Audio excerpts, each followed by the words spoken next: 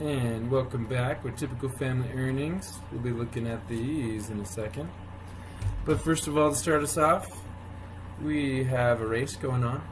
And that race has to do with this right here. Do you know what this is? Ready? The big one? Small one? Who's going to win? Whoop! Oh, it was a tie! Anyhow, welcome back. And so, Typical Family Earnings is what we're going to be helping you with today. And so this is what the website is looking like here on Canvas with assignment 1.1.2 with lots of different questions about your county, poverty rating, population, total population, things like that. In order to get to that location, you would actually go to your modules. If you're way back here at the beginning under courses, you'd find financial literacy. Excuse me. Quarter 2. No, quarter 1. That's for us. Quarter 1. Cool. So then you go to quarter 1, you go to modules. And then under modules, you look for family earnings, which is right here. Now, if you notice, the earning introduction presentation there, as well as the camera and video presentation, those actually are for all 3 assignments. So you might have to go back, and in order to get the right website, the right video, things like that. So we go to Typical Family Earnings. I guess I should demonstrate that for you. But this is where you'd go to do the assignment and to submit it and to watch the video. I'm going to update that. So to watch the video and to learn how to do this here is where you'd go. And to answer these questions, we'd actually, we can push previous. That'll go to that previous assignment that we're at. And then here's another, yep, you already watched that one, right? Here's another previous one. So then you're at the video. There we go. So don't forget to watch about Cameron and Tiff. That'd be a fun video to watch. Or not. Looks like it's not working right now. That's okay. So this is our lesson that you'll be able to scroll through. And so previous lesson we went to Jumpstart. There we go. And then the census. So that's where we're going next. Now I've been talking to the class designer that we need to update this website because it doesn't take us exactly where we want to go. It does give us a place to go to. But I would say probably there's the SciPay Interactive Tool, which we could look at and use, things like that. But to be honest, use an Explorer. So it might not work for you, it might work for you there. So then you can answer these questions and things like that about poverty rating and population and things like that. So that would definitely be something you could do. We could look at the ages 5 to 7 and families, state, school district. Excuse me. And so let's see, what school district do we want to look for? Does it let us type it in? Let's just go to Utah. There we go. And dog trying to get in. Okay, and then under districts, we're looking for Weber. There's Weber School District. There we go. Better let him in, right? Keep scratching. Give me a second. Alright, we are back.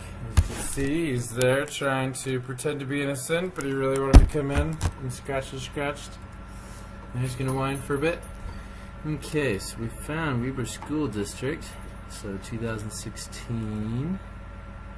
You can go less, 2010, but why don't we look at our 2016 right now. Okay, excellent. Let's make sure that's where we want to be. There we go. Okay. So this is a way to get information using the census.gov. And then there we are in red. Excellent. Filter there. Okay, let's get some information. So, families in poverty. So we have our map, we have our table, we have our trends. Total population 158,000. Poverty 2,787. Have a look at our trends there. As you can see, that that's United States, there's Utah, and then Weber. So Weber's actually below in our poverty, which is interesting. That I guess we have less poverty, so that's very lucky, we would say, right? Let's see here. There's our table and our trends. Here we go. Okay, so we're looking at Weber County. Now let's get some percentages here.